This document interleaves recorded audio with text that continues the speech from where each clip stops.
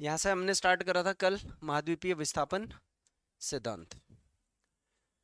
Alfred Wagner के द्वारा किस प्रकार से वर्तमान के महाद्वीप बने हुए हैं उसके लिए एक सिद्धांत दिया था, और उसकी पूरी पूरी की पूरी कहानी उन्होंने बताई थी कि किस तरीके से एक विशाल स्थलखंड पैंजिया के रूप में था और उसका विखंडन होता है। दो बल काम करते हैं, अब केंद्रीय बल और ज्वारीय बल। इन दोनों बलों के कारण विखंडित स्थलखंड के टुकड़े एक दूसरे से अलग जाते हैं और दो प्रमुख स्थलखंड पहले बनते हैं, उत्तर में अंगारा लैंड, दक्षिण में गोंडवाना लैंड, दोनों के बीच में 33 सागर। ध्रुवों की स्थिति कुछ इस प्रकार से थी कि आज के उत्तरी ध्रुव में उस समय प्रशांत महासागर था और दक्षिणी ध्रुव में साउथ अफ्रीका देश था। शैल संरचना भी उसने बताई, किस प्रकार से सीमा वाली सिलिका और एल्यूमिनियम वाली चट्टानें महाद्वीप में ज्यादा थी और महासागरीय तल वाले क्षेत्र में सिलिका और मैग्नीशियम वाली चट्टानों की बाहुलता थी। और इन्हीं दो स्थल खंडों से आगे फिर 7 महाद्वीपों का निर्माण हुआ। तो अंगारा लैंड से उत्तरी अमेरिका, यूरोप, एशिया, और गोंडवाना लैंड से दक्षिणी अमेरिका, अफ्रीका, ऑस्ट्रेलिया, अंटार्कटिका और प्रायद्वीपीय भारत है। इस सिद्धांत प्रतिपादन करने के लिए 4 तर्कों को भी प्रस्तुत किया गया, जिसमें से पहला था जिगसॉ मेल, उसके बाद चट्टानों की आयु की समानता, जीवाश्म के साक्ष्य और प्राचीन जलवायु साक्ष्य। जिसमें से जिगसॉ मेल के माध्यम से उसने ये बताया कि यदि आप सभी महाद्वीपों के किनारों को जोड़ दें तो ठीक जिस तरीके से एक पजल जुड़ता है उसी तरीके से वो भी जुड़ रहे हैं, अतः ये सभी अलग अलग विखंडित महाद्वीपीय खंड कभी एक ही स्थल खंड के भाग रहे होंगे। चट्टानों की आयु भी अगर देखी जाए, इन अलग अलग महाद्वीपों किनारों के आसपास एक ही क्रम, एक ही काल और एक ही जैसी बनावट संरचना की चट्टानें मिलती है, तो ये भी एक तर्क जोड़ा गया। साथ में कुछ प्राचीन जीवाश्म जो थे उनके भी अवशेषों की इन महाद्वीपों के किनारों के आसपास पाई गई है। और यह भी बताया गया है कि कुछ जैसे जो कुछ महाद्वीप हैं उनके दक्षिणी छोर, जैसे उत्तरी अमेरिका का दक्षिणी हिस्सा, अफ्रीका का दक्षिणी हिस्सा, प्रायद्वीपीय भारत का दक्षिणी हिस्सा, ऑस्ट्रेलिया का पश्चिमी हिस्सा और अंटार्कटिका के कुछ हिस्सों में एक प्रकार का जलवायु रहा होगा, जो कि क्योंकि वो क्षेत्र उस समय दक्षिणी ध्रुव पर स्थित थे तो वहां पर बर्फीला जलवायु रहा होगा। मिट्टी के संरचना चट्टानों से पता लगता है। तो ये उसका एक बड़ा सा डायग्राम था ये जीवाश्म को लेकर के, और जो उष्ण कटिबंधीय क्षेत्र में आज वर्तमान में है वहां पर कभी हिमानी जलवायु रहा करता था। ये तर्क महाद्वीपीय विस्थापन सिद्धांत, एल्फ्रेड वैगनर। 1920 का दौर गया, इसी तर्क पर अध्ययन होना शुरू हुआ क्योंकि दुनिया वालों ने माना कि हाँ महाद्वीप तो बने जरूर है एक खंड से, लेकिन ये अलग कैसे हुआ है। ये महाद्वीप अगर ऊपर की स्थलखंड बनी हुई है तो ये जो स्थलखंड में जो चट्टान है ये कहीं ना कहीं से तो आई होंगी, इसके पीछे का क्या तर्क है। तो यहां पर एक नया कॉन्सेप्ट उस समय प्रस्तुत किया गया जिसको कहते हैं समुद्री तल प्रसार सिद्धांत, सी फ्लोर स्प्रेडिंग थ्योरी। इस सिद्धांत के माध्यम से प्रतिपादकों ने 1940 के आसपास बोला कि क्योंकि पृथ्वी के वर्तमान हिस्से में 70% से ज्यादा क्षेत्र में जल की उपस्थिति है, तो इतने क्षेत्र में जल की उपस्थिति होने के कारण ये जो समुद्र का नितल है, इसको कहते हैं समुद्र का नितल। इस नितल में हम लोग देखते हैं कि महाद्वीप तो इसी समुद्र के बीच में ऊपर उठे हुए हैं। कई जगहों पर जापान वापान जैसे देशों को देखे तो वहां तो समुद्र के बीच में ये देश बने हुए। फिलीपींस देश देखे तो समुद्र के बीच में द्वीप के रूप में ये सारे देश बने हुए। यार ये कैसे बने हुए हैं। कुछ और भी तथ्य तर्क हैं जिसके माध्यम से महाद्वीपों का निर्माण हुआ है। तो इनके तर्क के अनुसार इन्होंने बोला कि जो हमारी भूपरपट्टी है जिसको हम क्रस्ट बोलते हैं, जैसे ये हिस्सा हो गया, ये हमारी क्रस्ट है। अब इन्होंने बोला ये जो क्रस्ट है, सतह है, ये पूरी एक नहीं है। जैसे टेनिस की बॉल होती है, उसके बाहर का कवर खोल दें तो अंदर रबड़ एक ही जैसे परत होता है ना रबड़ की। तो उसने बोला ऐसा नहीं है सर, रबड़ की एक ही परत नहीं है। जैसे हमारी क्रस्ट जो है ये अनेक टुकड़ों में विभाजित है, ऐसे टुकड़े टुकड़े टुकड़े हो रखे हैं, मोटे मोटे मोटे मोटे टुकड़े हो रखे हैं। और इन टुकड़ों में पृथ्वी के अंदर से जो गर्म ऊर्जा है, पृथ्वी के अंदर से जो गर्म ऊर्जा है, लावा है, मैग्मा है, ये बाहर की ओर प्रेशर मार रहा है। इसके बाहर की ओर प्रेशर मारने से समुद्र का जो नितल है इस पर दरार उत्पन्न हो रही है। क्या उत्पन्न हो रही है? दरार।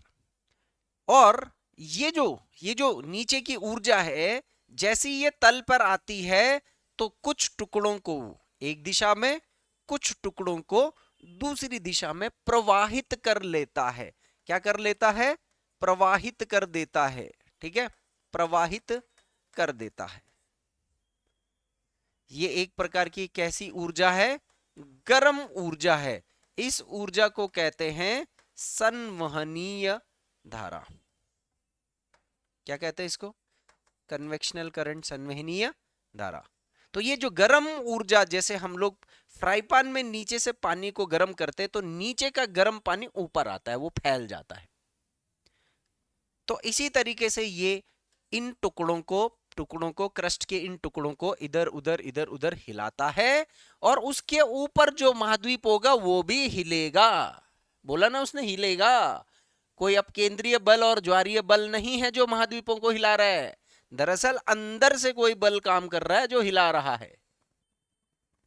और ये महाद्वीपों को हिलाने के साथ साथ एक काम और कर रहा है कि जहां पर इस दरार की से निरंतर प्रहार किया जा रहा है, यहां पर क्या हो रहा है?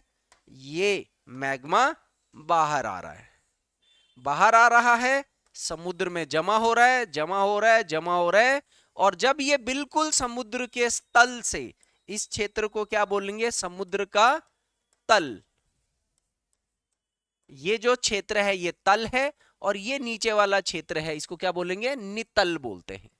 तो नितल तो सतह होगी ना, यहां पर प्रहार करके जब ये बाहर आ जाएगा तो ये क्या हो जाएगा? ठंडा होकर के ठोस हो जाएगा और ये नए स्थल खंड का निर्माण भी कर रहा है। इसको कहते हैं सी फ्लोर स्प्रेडिंग थ्योरी, कि समुद्रों के अंदर ये निरंतर हो रहा है, इसीलिए द्वीप जो ठंडा होकर के मैग्मा बाहर आकर के समुद्र में इकट्ठा हो जा रहा है वो द्वीप बन रहा है, और कुछ द्वीप बहुत बड़े बन जा रहे हैं तो वो महाद्वीप बने होंगे। क्या बने होंगे? वो महाद्वीप बने होंगे।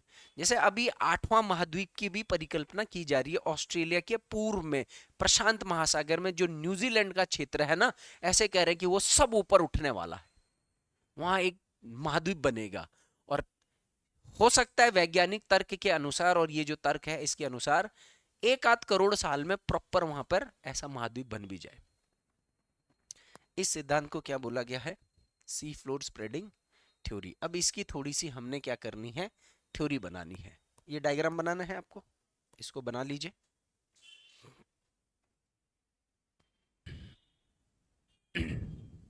हम लोग पढ़ रहे हैं अब समुद्र तल प्रसार सिद्धांत।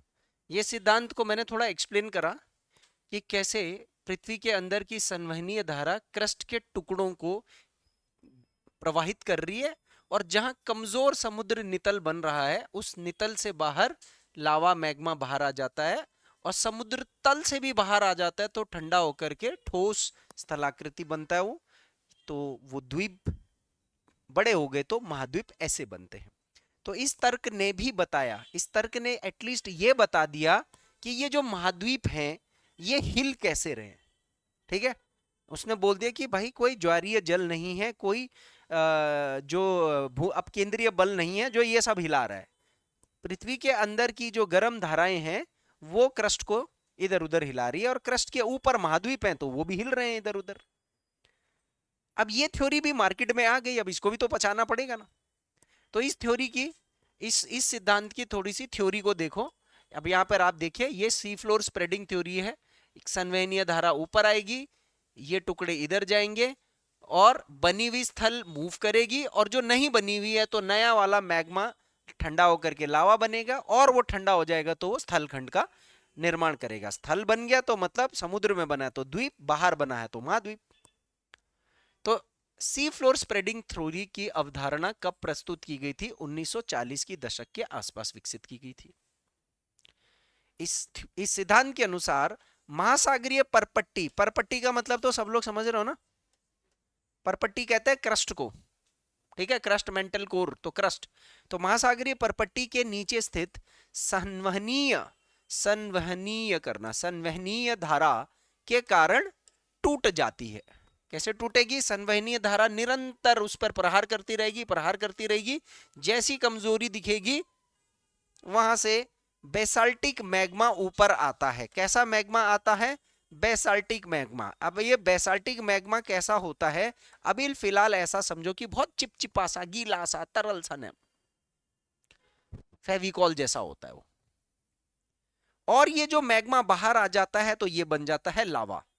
तो लावा इकट्ठा होकर ठंडा होगा तो पर्वतमाला आदि का निर्माण करता है। किसका निर्माण करता है? स्थल खंड के रूप में पर्वतमालाओं का निर्माण करता है।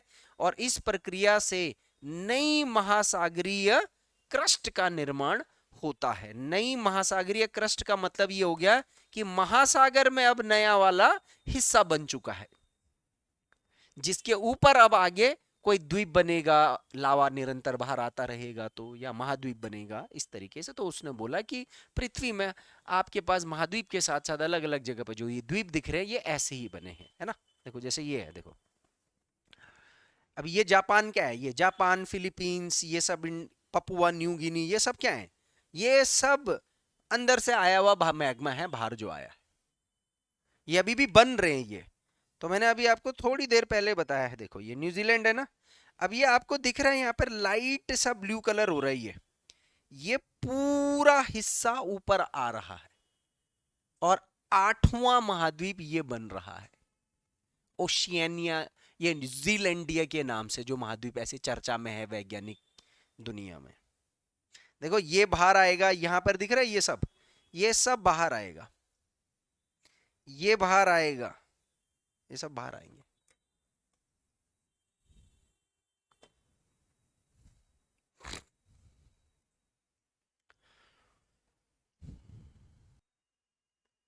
प्लेट विवर्तनिकी सिद्धांत।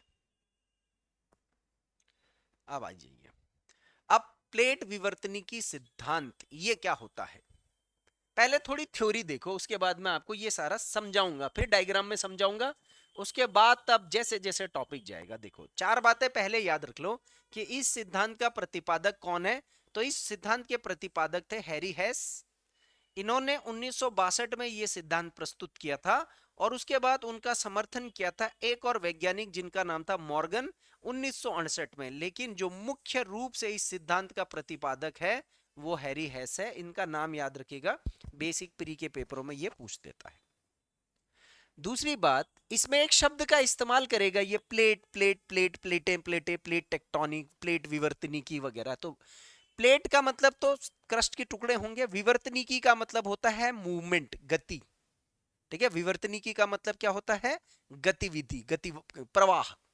तो प्लेट क्या होती है? तो इसके हिसाब से पृथ्वी का स्थल मंडल, स्थल मंडल जो पृथ्वी का ऊपर का हिस्सा है जिसमें क्रस्ट और थोड़ा बहुत मेंटल का हिस्सा आ जाता है, ऊपर ऊपर वाला ये हिस्सा जो होता है हमारा, ये स्थल मंडल कहलाया जाता है। फिलहाल आप अपने दिमाग में सिर्फ क्रस्ट याद रखो बस। तो ये जो क्रस्ट है ये विभिन्न ठोस चट्टानों के रूप में विभाजित होती है और ऐसे जो ठोस टुकड़े होते हैं चट्टानों के, इन ठोस टुकड़ों को क्या कहते हैं? प्लेट कहते हैं। क्या कहते हैं? प्लेट। अब जैसे ये ग्लोब है, ये ठोस है, देखो। अब मैं जैसे ये टुकड़ा एक इतना टुकड़ा अलग कर देता हूं, इतना टुकड़ा एक अलग कर देता हूं और इतना टुकड़ा एक अलग कर देता हूं, तो ऐसे टुकड़े से जुड़ जुड़ करके ये पृथ्वी बनी हुई है, कहने का मतलब इसका ये है, ठीक है। तो प्लेट क्या है? भूपरपट्टी के ठोस हिस्सों को प्लेट बोला गया, ठीक है जी। अब एक और तर्क हैरी हेस देगा कि ये जो प्लेटें हैं, ये टुकड़े जो हैं, ये मूव कर रहे हैं, हिल रहे हैं, कोई इधर कोई इधर कोई इधर, अलग दिशाएं हैं सबकी, अभी डायरेक्शन देख लेंगे मुख्य मुख्य प्लेटों की जो दिशा है। तो इनका जो प्रवाह हो रहा है, ये प्लेटें पृथ्वी की, ये प्लेटें पृथ्वी के ऊपर म्यान, म्यान का मतलब हो गया है मेंटल के ऊपरी द्रवित भाग, जिसे एस्थेनोस्फेयर कहते हैं, या दुर्बल मंडल कहते हैं। अभी ये दुर्बल मंडल शब्द का इस्तेमाल भी हमने करना है। तो ये जो क्रस्ट के टुकड़े हैं, ये मेंटल के ऊपर एक परत है, उसके ऊपर ये प्लेट है, अभी डायग्राम से बताऊंगा, उस पर ये क्षैतिज रूप से संचलन कर रहे हैं। अब यहां पर पहले थोड़ा सा डायग्राम ले लेते हैं, फिर इसको आगे देखेंगे। देखो, जैसे मैंने बोला, ये है क्रस्ट। समझ लो पृथ्वी के अंदर जाता हूं तो ये हो गया क्रस्ट। मोटा मोटा अगर मैं बोलूं तो लगभग लगभग समझ लो 50 किलोमीटर आप यहां पर खड़े हो। यहां से पृथ्वी के अंदर में जो ये ठोस हिस्सा है, ये बहुत ही ठोस है और पूरा का पूरा चट्टान है। अब इसी के ऊपर आपके कहीं कहीं पर महाद्वीप है। क्या है? हरा वाला मैंने क्या बना दिया? महाद्वीप है। और कहीं कहीं पर आपके क्या है? महासागर है। इसी के ऊपर है। ठीक है, ये बात समझ में आ रही है। अब इसके थोड़ा सा और अंदर तक जाएं तो इसके अंदर तक जाने पर लगभग लगभग अगले 100 किलोमीटर तक ऐसे यहां पर एक परत है, यहां से यहां के बीच में। ठीक है, यहां पर एकदम तरल अवस्था में है सारा पदार्थ, हाइड्रोजन, हीलियम, निकल, आयरन वायरन, एल्यूमिनियम, सिलिकॉन, जो भी चीज है वो लिक्विड है। इस परत को बोला गया है, क्या बोला गया है? दुर्बल मंडल यानी एस्थनोस्फेयर। इसके नीचे फिर आ जाता है यहां से यहां ये वाला हिस्सा है, बीच का हिस्सा जिसको मेंटल कहते हैं। इतनी बातें समझ में आ रही है। उसके बाद और अंदर आए तो फिर आ गया है आपका कोर या कि पृथ्वी का केंद्र। अब यहां पर ध्यान देना एक बात पहले, कि जो ये पृथ्वी का कोर है ना, यहीं से ही गर्म हवाएं ऐसे गर्मी बाहर की तरफ आती है। और यहां तो ये तरल अवस्था में है और ये अर्ध तरल अवस्था में है। किस अवस्था में है ये? अर्ध तरल। तो यहां से ये जो धारा ऐसे निकल रही है ऐसे, और उसके बाद ऊपर आके थोड़ा ठंडा हो जाती है, कुछ इधर चले जाती है कुछ इधर, फिर ये वापस पदार्थ नीचे आता है। फिर उसके बाद क्या होता है? कुछ इधर चला जाता है, फिर गर्म होकर के ऊपर, कुछ इधर चला जाता है, फिर वो ऊपर कुछ ऐसा आ जाता है, फिर कुछ इधर, फिर कुछ इधर, फिर ऐसे नीचे। ये निरंतर इस प्रकार की प्रक्रिया चल रही है दुर्बल मंडल में। ऐसे कुछ इधर आ गया, कुछ इधर आ गया, फिर यहां से ऊपर जाएगा, कुछ इधर आ जाएगा, कुछ इधर आएगा, कुछ नीचे आएगा। ऐसा होता है यहाँ पर। ये हवा, ये जो गरम गरम दुर्बल मंडल है ना, ये लिक्विड है। ये लिक्विड उबल रहा है, ऐसे नीचे आ रहा है, ऐसे नीचे आ रहा है, ऊपर जा रहा है, कहीं से नीचे आ रहा है, ऐसे हो रहा है। ये बात समझ में आ रही? अब इसके कारण क्या हो रखा है, अब यहां पर ध्यान देना पहले। इसके कारण क्या हो रखा है कि जो ये जोन है ना, ये वाले जो क्षेत्र हैं, ये मेन ये वाले पॉइंट है, इन पॉइंटों में क्रस्ट टूटने लगती है। क्या होने लगती? दरारें आने लगती, क्योंकि ये प्रेशर पॉइंट सबसे तगड़ा प्रेशर पॉइंट है ना। तो इन जगह पर क्या हो रहा होता है? यहां पर क्रस्ट टूट रही होती है। तो जैसे इधर ऊपर ये दुर्बल मंडल का नीचे का हिस्सा जो मैग्मा है वो इधर को जा रहा है, कुछ इधर को, तो यहां पर प्लेट ऐसे जाएगी ऊपर वाली, यहां पर प्लेट ऐसे आपस में जाएगी, यहां प्लेट ऐसे जा रही। तो देख रहे हो, ज्यादातर आपको कितने तरीके का सीक्वेंस दिख रहा है? एक इस तरीके का सीक्वेंस, एक इस तरीका, एक दूसरे के और प्लेटें टकरा रही हैं तो ये एक बाउंड्री बनेगा, और एक एक दूसरे से अलग भी हो रही है। तो कहीं पर प्लेटें आपस में एक दूसरे से अलग हो रही हैं, कहीं पर जुड़ भी रही है। ये बात समझ में आ रही है? अब ये जो टुकड़े हैं, एक टुकड़ा ये बना दिया, एक टुकड़ा ये बना दिया, एक टुकड़ा ये बना दिया, एक टुकड़ा ये बना दिया, देख रहे हो मेरी बात? इनको क्या बोला गया है सर? इनको क्या बोला है? प्लेट। प्लेट क्या है? क्रस्ट के हिस्से हैं। सिंपल भाषा में बोलूं तो कोई गलत है? क्रस्ट के हिस्से हो गए प्लेट। दुर्बल मंडल क्या है? दुर्बल मंडल मैग्मा की एक तरल भूमि क्षेत्र है। जो क्रस्ट के ठीक नीचे वाला जो क्षेत्र है वो एकदम लिक्विड है। मतलब आप समझ लो जैसे समुद्र होता है ना, और समुद्र के ऊपर एक जहाज रख दो, तो जैसे जहाज तैर रहा है ना, ठोस जहाज तैर रहा है, तो जहाज हो गया क्रस्ट का हिस्सा और समुद्र हो गया दुर्बल मंडल। ये बात समझ में आ रही है? अंदर फिर मेंटल वेंटल इसमें जाने की जरूरत नहीं है, ठीक है। फिर अगला कॉन्सेप्ट मैंने आपको यहाँ पर दुर्बल मंडल मुझे अगला चाहिए, और नेक्स्ट कॉन्सेप्ट मुझे क्या चाहिए, यहाँ पर ध्यान देना, फिर से यहाँ पर ध्यान दो। ये जो पूरा का पूरा एक फ्लो बन रहा है ना, ये धारा ऊपर जा रही है, इधर जा रही है, इधर जा रही, इधर जा रही, फिर ऊपर आ रहा है। ये धारा ऐसे आ रही है ना, देखो ऐसे घूम रही है, इसको कहते हैं संवहनीय धारा। संवहनीय धारा क्या होती है बताइए, आपने फिजिक्स पढ़ी है। ऊर्जा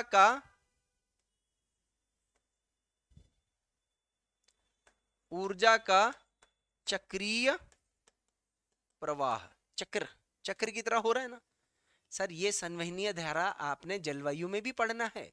भूमध्य रेखा पर कैसी वर्षा होती है, संवहनीय वर्षा। तो क्या होता है भाई संवहनीय वर्षा, पढ़ना पड़ेगा ना।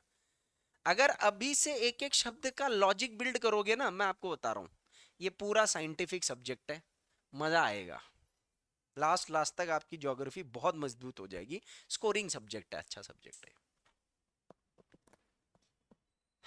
तो मेरे कीवर्ड कौन कौन से हैं, आपको एक तो प्लेट शब्द अपने दिमाग में याद रखना है, दुर्बल मंडल शब्द याद रखना है, और संवहनीय धारा शब्द याद रखना है। कैसे, देखो प्लेट तो चट्टान खंड हो गए जो हिल रहा है, जो हिल रहा है, या नया लावा के ठंडे होने से जो बन रहा है वो प्लेट हो गया, क्रस्ट। ठीक है, प्लेट को हिला कौन रहा है, दुर्बल मंडल का मैग्मा हिला रहा है। मैग्मा, दुर्बल मंडल का मैग्मा हिला क्यों रहा है, क्योंकि उसमें कौन सी एनर्जी चल रही है, तो हिलाने वाली मेन चीज, प्रवाह करने वाली मेन भौतिक प्रक्रिया कौन सी है, संवहन। तो संवहनीय ऊर्जा के कारण। अब आ गया, तीन चीज समझ में आ गया, कोई दिक्कत, डायग्राम बना लिया, सबके बन गए। अब मैंने जहां पर थ्योरी छोड़ी थी वहीं पर रिलेट करता हूं, ठीक है। हैरी हैस प्रतिपादक, प्लेटों का प्रवाह, प्लेटों के प्रवाह का कारण क्या है, कारण नहीं आएगा, यहां पर आएगा कारण। थोड़ा बहुत स्पेलिंग में मिस्टेक होंगी, क्योंकि ये मैं थोड़ा ट्रांसलेट करके फिर छांटता भी रहता हूं, कुछ टाइप भी करता हूं, तो मेरी टाइपिंग बहुत गंदी है। यह जो प्लेटों का सरकना है, सरकना का मतलब प्रवाह, एस्थीनोस्फीयर में उत्पन्न होने वाली संवहनीय धारा यानी कन्वेक्शनल करंट के कारण होता है। इसको लिखिए,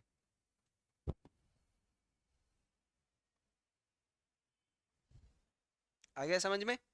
अब ये सारा का सारा थ्योरी आप बना लीजिए, एकदम एग्जैक्ट थ्योरी मैच कर। अभी तो क्या, अभी सिर्फ क्या हुआ है, हमने डायग्राम से बस शब्दावली समझी है, प्लेट क्या होते हैं, ये क्या होते हैं, ये क्या होते हैं, ठीक है। थोड़ा सा दिमाग में चला गया, अब थोड़ा आगे चलते हैं, अब पढ़ते हैं हम प्लेटों के प्रकार, ठीक है। पहले एक डायग्राम बनाता हूं मैं यहाँ पर, ठीक है।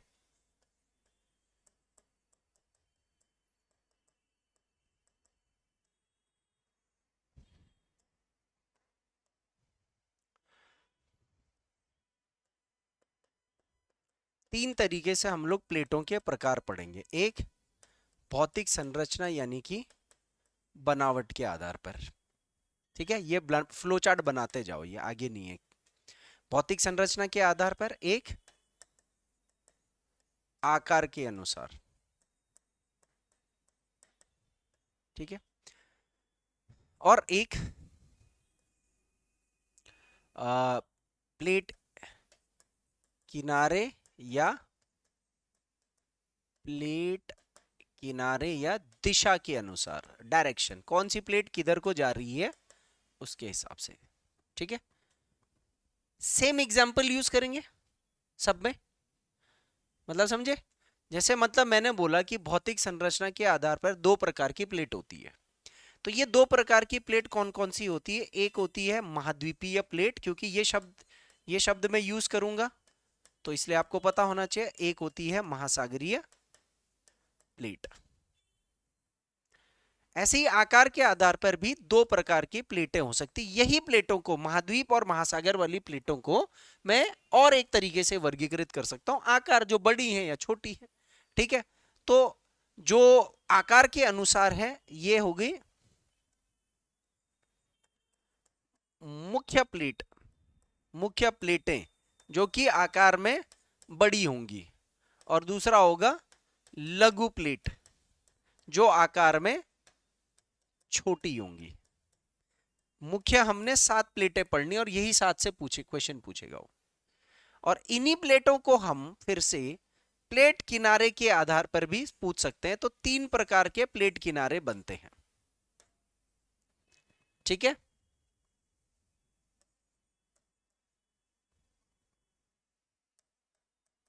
अपसारी, अभिसरण और कायांतरित। ठीक है, अपसारी, अभिसरण और कायांतरित। इनके लिए एक शब्द और यूज किया जाता है, रचनात्मक, विनाशकारी और रूपांतरण। ठीक है, ये शब्द भी इनके लिए यूज किए जाते हैं, आगे आ जाएगा। तो जैसे मैं महाद्वीपीय प्लेट का एक उदाहरण दूंगा कि जैसे मैंने बोला यूरेशियन प्लेट महाद्वीपीय प्लेट है, तो यूरेशियन प्लेट एक मुख्य प्लेट है। ठीक है, ऐसे मर करके मैं एग्जांपल दूंगा। तो ये अब हमने आगे प्लेट टेक्टोनिक थ्योरी के अंदर यही है असली टॉपिक। ये 3 चीजें जो हमने पढ़नी है, इसी के अंदर सारा कॉन्सेप्ट है। तो ये थोड़ा सा वास्ट है। अब ये पढ़ा आप लोगों ने महाद्वीपीय महासागरीय। एक महाद्वीपीय प्लेट है समझ लो, तो क्रस्ट का वो हिस्सा कुछ नहीं है ना, क्रस्ट ही तो है प्लेट एक तरीके से। तो क्रस्ट का वो हिस्सा जिसके ऊपर महाद्वीप बने हुए वो महाद्वीपीय प्लेट हो गया, और क्रस्ट का वो हिस्सा जिसके ऊपर पानी है, महासागर है, वो महाद्वीपीय हो गया, है ना। तो इन प्लेटों की चट्टानों की कोई परत तो होगी ना, घनत्व होगा कुछ द्रव्यों का आपस में संकुचन होकर के कुछ।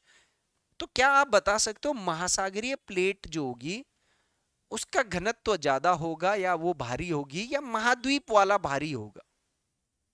मतलब महाद्वीप के ऊपर तो पूरे ये महासागर है, जैसे समझ लो ये है, ये है। अब मैंने बोला जैसे इतने क्षेत्र में अफ्रीका है, तो ये अफ्रीकी प्लेट होगी।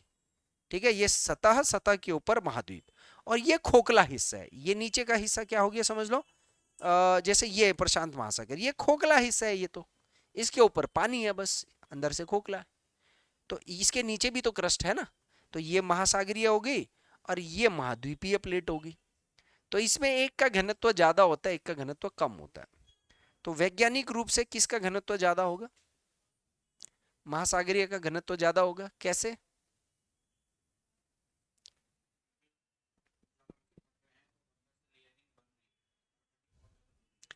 महासागरीय जो क्रस्ट होती है उसकी परत पतली होती है, और महाद्वीपीय क्रस्ट की परत मोटी होती है। अब बताओ किसका घनत्व ज्यादा होगा? जैसे अभी मैं खाली एग्जांपल पूछ रहा हूं, जैसे समझ लो मैंने बोला ये है आपका सतह, और इस पर ऐसे ऐसे करके ये महाद्वीप बने हुए, और यहां पर ये महासागर है इतने हिस्से में। ठीक है, अब मैंने बोला कि ये इस तरीके से प्लेट होती है, इस प्लेट की चौड़ाई ज्यादा होती है और इसकी चौड़ाई कम होती है। ठीक है, इसकी चौड़ाई कम है, इसकी चौड़ाई ज्यादा है। इसके ऊपर महाद्वीप है और इसके ऊपर महासागर है। अब मेरे को बताना है कि इस प्लेट का घनत्व ज्यादा होगा या इसका ज्यादा है। तो आप आप बोल रहे हो कि सर महासागर का घनत्व ज्यादा। भारी कौन सा होगा इसमें से? भाई जिसका घनत्व ज्यादा होगा वो भारी होगा ना। बताओ भारी कौन सा होगा? ये भारी है, ये हल्का है। तो जो भारी है उसका घनत्व ज्यादा होगा। अब ऐसा क्यों, जबकि महासागरीय प्लेट की परत तो पतली है, इसकी परत मोटी है।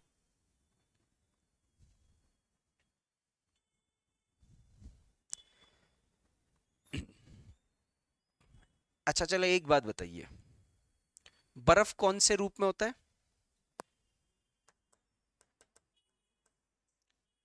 जल कौन से रूप में होता है? तरल। साइंस में आपने पढ़ा है पानी का घनत्व डेंसिटी ज्यादा होता है या बर्फ का? पानी का घनत्व ज्यादा होता है। एक अच्छा छोटी सी चीज है, ये भी छोड़ दो, घनत्व पता है ना। चलो मैं एक आइस ट्रे लेता हूं, उस ट्रे में पानी डालता हूं, तो पानी कुछ जगह घेरता है, जैसे ही वो बर्फ बन जाता है तो वो बर्फ का जो आइस क्यूब होता है वो फूल के थोड़ा बाहर भी आ जाता है ना, बाहर आ जाता है ना। आकार में तो आइस क्यूब बड़ा हुआ, जबकि उसमें H2O की मात्रा तो उतनी है ना, लेकिन जब वो पानी बना तो उसके मॉलिक्यूल क्या हो गए, आपस में संकुचित हो गए। घनत्व के रूप में जल का घनत्व ज्यादा होता है, और जल ही जब ठोस बन जाता है तो उसका घनत्व कम हो जाता है, उसका आकार बढ़ जाता है। पानी बहुत भारी चीज है। आपका टिहरी डैम है ना, तो टिहरी डैम के ऊपर मैं एक पहाड़ खड़ा कर दूंगा ना, वो उतना दबाव नहीं डालेगा जमीन पर जितना अभी जो पानी जोड़ रोक के रखा हुआ है, उस पानी से जो दबाव पड़ रहा है। और उस दबाव से ही तो हम बोल रहे हैं कि प्लेट हिल सकती है, इसलिए अर्थ भूकंप भूकंप आ सकता है बांध बनाने से, क्योंकि पानी को रोकोगे तो पानी का वेट ज्यादा होता है एज कंपेयर टू ठोस आकृति। यही तर्क आपने लगाना है इसमें, पानी वाला महासागरीय प्लेट ज्यादा भारी होती है। अब मैं ये क्यों बता रहा हूं, अभी आपको पता लग जाएगा ये छोटी छोटी बातें मैं क्यों बता रहा हूं। अब मैं बोलूंगा हमारी इंडियन प्लेट है और यूरेशियन प्लेट से टकरा रही है, और एक प्लेट अंदर घुस रही है, एक ऊपर तैर रही है, तो कौन सी नीचे जा रही है, उसके पीछे घनत्व का कॉन्सेप्ट।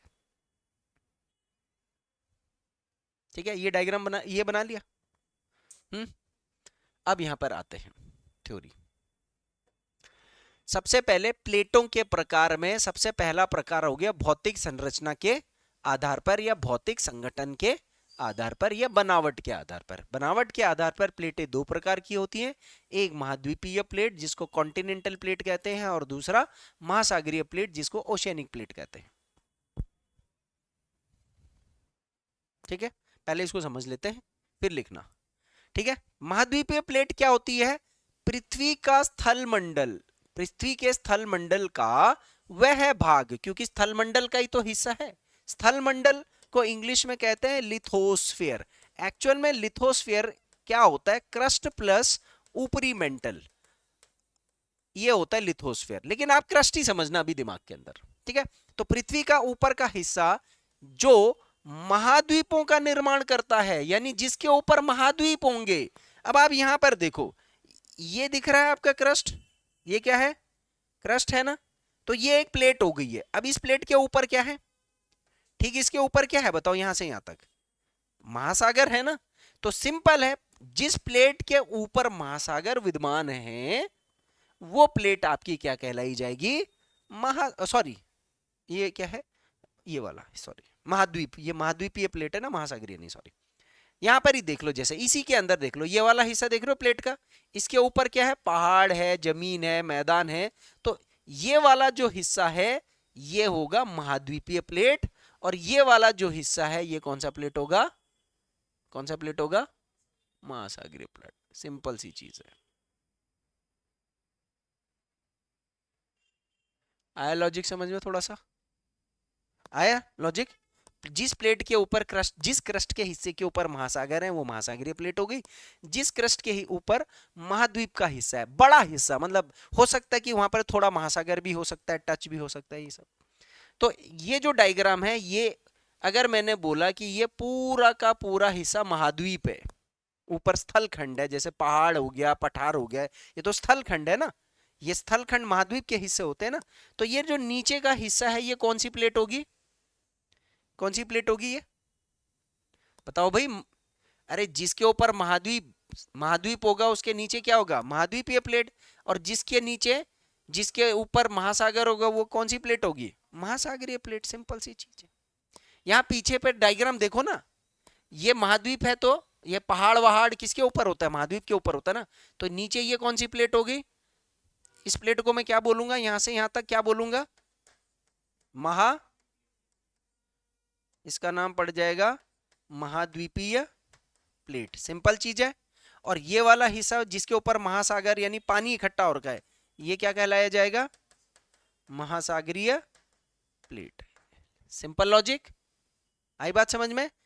दूसरे, अब ये जो प्लेटें होती है महाद्वीपीय वाली, ये हल्की होती है, और हल्की होगी तो इनका घनत्व क्या होगा, कम होगा। ये तर्क समझ में आया? कुछ उदाहरण के तौर पर जैसे यूरेशियन प्लेट। अब यहां पर ध्यान देना, पहले इसको देख लो, मैं लिखने के लिए दूंगा। देखो यहां पर यूरेशियन प्लेट जो है यहां से शुरू होता है। देखो मैप तो थोड़ा समझ में आता है ना, ये हिस्सा दिख रहा है, ये यूरोप है, ये अफ्रीका भूमध्य सागर तक, यहां से यहां से यहां से, फिर ये यहां से इधर से पूरा रशिया चाइना वाइना यूरोप, यूरोप और एशिया से मिल करके बना यूरेशियन प्लेट। ये पूरा एक प्लेट है, ये पूरा एक हिस्सा है। इसके ऊपर क्या है, महासागर है या महाद्वीप? महाद्वीप है ना, तो महाद्वीपीय प्लेट होगी। एक हिस्सा उत्तरी अमेरिका प्लेट, ठीक है। उत्तरी अमेरिका कौन सा है, ये है या ये है, ठीक है। ये उत्तरी अमेरिका में इधर कनाडा है ना, यहां से यहां से यहां से यहां से यहां से यहां तक इतने क्षेत्र में पानी कम है, स्थल ज्यादा है, तो ये कौन सा प्लेट हो गया, महाद्वीपीय। नहीं, पानी कम है ना, महाद्वीप, महाद्वीप, महासागर, महाद्वीपीय प्लेट। दक्षिणी अमेरिका ये क्या है, ये प्लेट महाद्वीपीय। बात समझ में आ गई? तो उदाहरण भी चाहिए मुझे, ठीक है। महाद्वीपीय प्लेट क्या होता है, महाद्वीपीय प्लेट का हल्का भारी या घनत्व का क्या तर्क है, और इसके कुछ उदाहरण दीजिए। तो देखो मैं आपको बताता हूं, ये उत्तरी अमेरिका महाद्वीपीय प्लेट है, यहां पर ध्यान देना। दक्षिणी अमेरिका महाद्वीपीय प्लेट है, अफ्रीका प्लेट महाद्वीप है, यूरेशियन प्लेट महाद्वीप है, ठीक है, और जो अंटार्कटिका प्लेट है। इसके बाद आ जाता है महासागरीय प्लेट क्या होता है। तो जिस क्रस्ट के ऊपर महासागर का हिस्सा ज्यादा होगा उसको महासागरीय प्लेट बोलेंगे, ठीक है। तो पृथ्वी के स्थल मंडल का वह भाग जो महासागरों का निर्माण करता है या जिसके ऊपर महासागर विद्यमान है, और यह प्लेट भारी होती है, इसीलिए इसका घनत्व क्यों भारी होती है, क्योंकि इसका घनत्व ज्यादा होता है। यह प्लेट बनावट में इसकी परत पतली होगी, यहां पर यह भी याद रखना, ठीक है। इस प्लेट की परत पतली होगी, इस प्लेट की परत मोटी होगी, लेकिन घनत्व इसका कम होगा, इसका ज्यादा होगा। और इसका उदाहरण है प्रशांत प्लेट, प्रशांत महासागरीय प्लेट भी बोल सकते हो, और भारतीय प्लेट। अब आप यहां पर ध्यान दो जरा सा, उत्तरी अमेरिका, दक्षिणी America, Europe, sorry Asia, Australia, इसके बीच में ये जो पूरा खोखला, ये एक प्लेट है, ये पूरी एक प्लेट है, और इस प्लेट को कहते हैं प्रशांत महासागरीय प्लेट। ये दुनिया की सबसे भारी प्लेट भी है और दुनिया की सबसे बड़ी प्लेट भी है। ये तथ्य मैं आपको आगे बताऊंगा, ठीक है। इसके बाद आप देखो ये वाला हिस्सा, देख रहे हो, यहां से शुरू करो, देखो यहां से, ध्यान देना मेरी बात को फिर से, पहले यहां देख लो, यहां से लेकर के यहां, नहीं तो फिर डायग्राम में नहीं समझ में आएगा ना कहां से कहां तक की बात कर रहा हूं, क्योंकि ये बेस है, मैं फिर बता रहा हूं, आगे इंडियन ज्योग्राफी तक काम में आना ये सारा। तो इंडिया का ये जो गंगा वाला जो क्षेत्र है, यहाँ हिमालय से, यहाँ से हिंद महासागर, हिंद महासागर से पूरा ऑस्ट्रेलिया, ऑस्ट्रेलिया से ये जो द्वीप है इंडोनेशिया, फिलीपींस, और यहाँ से लेकर के यहाँ से ये यहाँ से यहाँ तक, ये इंडोनेशिया, इतना हिस्सा, ये इसमें प्रायद्वीपीय भारत भी आ गया और इसके अंदर ऑस्ट्रेलिया भी आ गया। ये पूरी प्लेट, बेशक इसमें छोटे छोटे महाद्वीप हैं, स्थलखंड है, पर ज्यादा हिस्सा क्या है, जलखंड का। तो ये प्लेट महासागरीय प्लेट मानी जाती है। यानी हमारी जो लोकेशन है वो कौन से प्लेट के रूप में है, महासागरीय प्लेट के रूप में। और हम जहां पर हैं उत्तराखंड, हम यहां पर ऐसी जगह पर है जहां एक महासागरीय प्लेट और एक महाद्वीपीय प्लेट दोनों टकरा रहे हैं, हम उस जगह पे हैं। अभी भी बढ़ी रहा है ना टकराव, ये समझ में आ गया? आप समझ में आ गया क्या है? अब लिखो इसको, पहले तो अभी यही क्या होता है, महासागरीय महाद्वीपीय।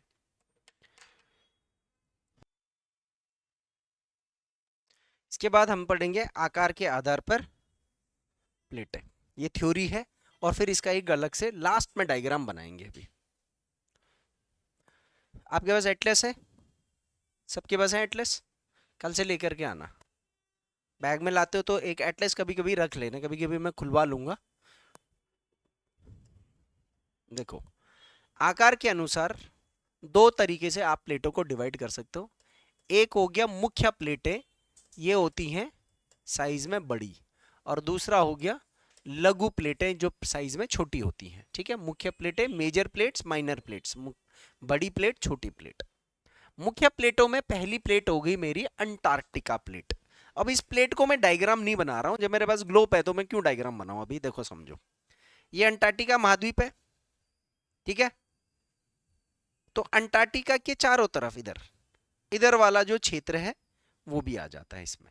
सागर का हिस्सा कम है, और अंटार्कटिका क्योंकि महाद्वीप है तो ठोस स्थल खंड का हिस्सा ज्यादा है। तो ये जो प्लेट है, अगर मैं इसके साथ साथ ये मेजर प्लेट का महासागरीय महाद्वीप भी अगर आपको करना है तो ये आ जाती है महाद्वीपीय प्लेट। कैसी प्लेट है? अंटार्कटिका महाद्वीपीय। उसके बाद आ जाता है उत्तरी अमेरिका, ये कैसी प्लेट है? महाद्वीपीय प्लेट। उसके बाद आती है दक्षिणी अमेरिका, ये कैसी प्लेट है? महाद्वीपीय प्लेट। इसके ऊपर भी महाद्वीप है। प्रशांत प्लेट, ये कैसी प्लेट है? महासागरीय प्लेट।